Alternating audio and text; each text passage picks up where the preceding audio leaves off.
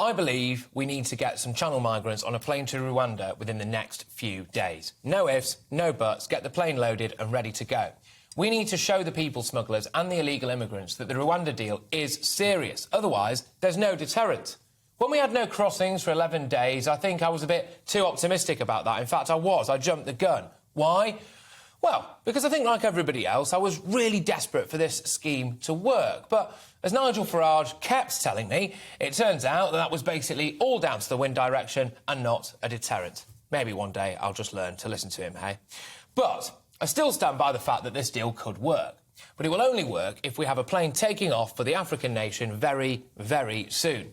We are hearing a lot about record numbers coming over so far this year, around 7,000, which is triple the number, apparently, that we had this time last year.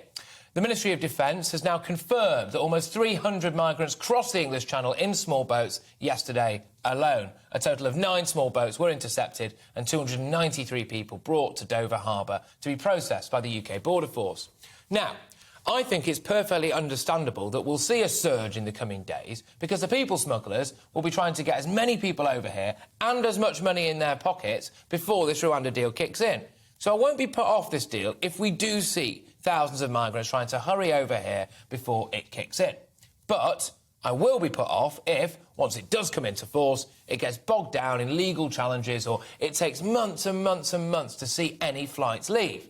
The fact is, if this Rwanda deal doesn't work, it could actually make the illegal channel crossings much, much worse. It will be the final nail in the coffin for our border security. It will prove, once and for all, that we cannot control our borders and that we're bang out of ideas.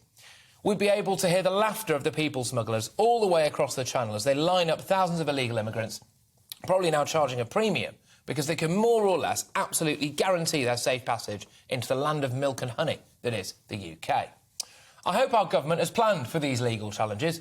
One is being brought against this deal on the grounds that it may break international law. Well, the irony here is that in trying to block the Rwanda deal, these human rights groups are apparently content to line the pockets of people smugglers and encourage people to take a journey across the freezing waters of the busiest shipping lane in the world. I do wonder whether or not these groups actually care more about bringing down a Tory government than they do about the human rights of people fleeing the war in France. To be fair, I actually went to France a few years ago and I couldn't wait to get out there either, but that's not the point. In my opinion, when it comes to the Rwanda deal, this will live or die based on how quickly that first flight takes off. We're going to get a surge in arrivals, I'm sure of that, that's natural, because as it stands, this deal is still not a deterrent. But a takeoff changes all of that. It will be a big jumbo jet of deterrent, a Boeing 747 of deterrent, and it needs to happen as soon as possible. Welcome to the GB News YouTube channel. You can watch us live 24 hours a day, catch up on your favourite shows and join in the conversation in the comments below.